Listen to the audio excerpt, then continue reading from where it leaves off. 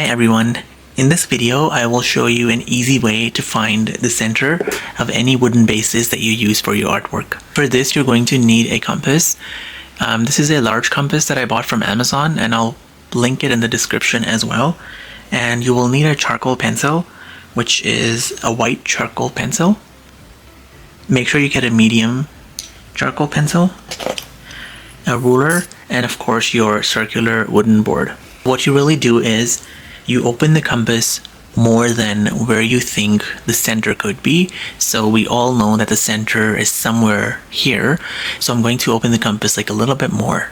So I'm just gonna place it on this side. And by the way, we're going to be doing it on 4 sides of this board. So it doesn't matter where you start. So just carefully place it at the edge.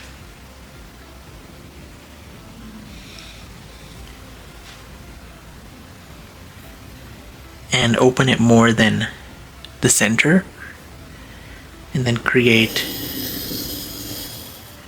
this arc, and then we do the same thing on this side.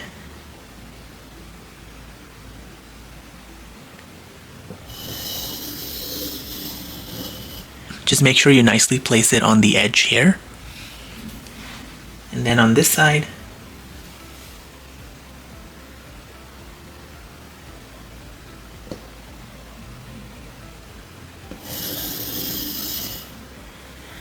and then on the other side.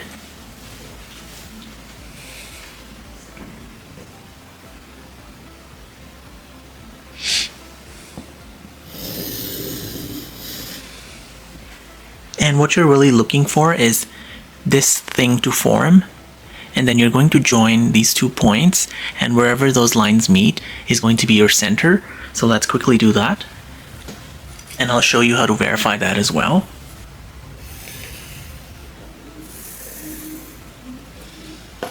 So this point here is my center, and to verify it, I'm just going to use my compass. Place your compass at the center that you just found. Create a circle on the edge to find out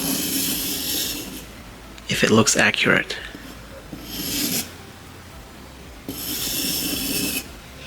And you can also touch the edges of your circle from all sides to make sure that this is the center, which in this case I'm able to. So this is the way you can verify that your center is right. But if you use this method, it should be pretty easy. Just make sure your pencil is nicely sharpened, because you'll then have a perfect measurement when you sketch lines.